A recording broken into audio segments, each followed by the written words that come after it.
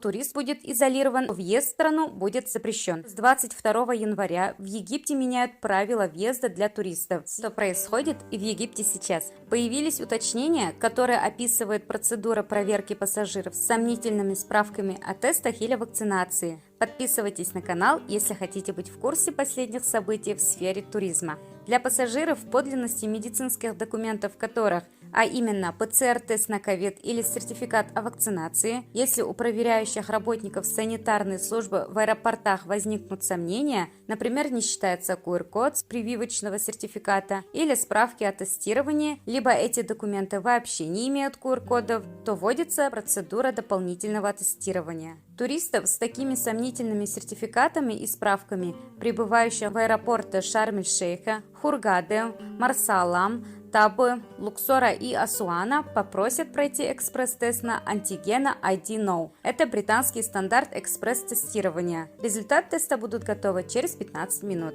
Если результат такого экспресс-теста положительный, то турист будет изолирован на 5 дней в забронированном отеле с повторным тестированием на 6-й день пребывания.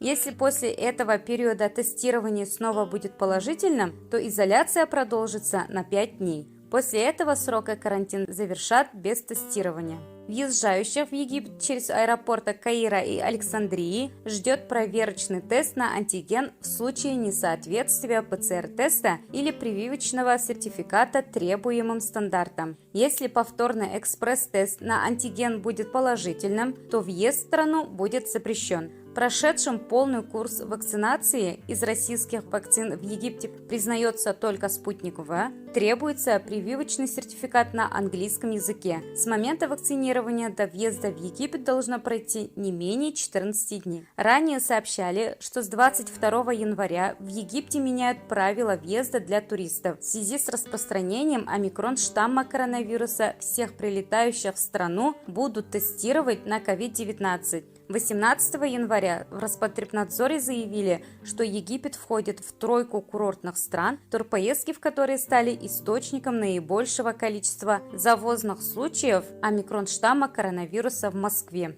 Общие правила въезда российских путешественников не меняются. Об этом 19 января говорится в сообщении на сайте Ассоциации туроператоров России. А какие действуют правила, я вам рассказывала и показывала, ссылка в описании под этим видео. Подписывайтесь на канал, чтобы быть в курсе всех событий туризма.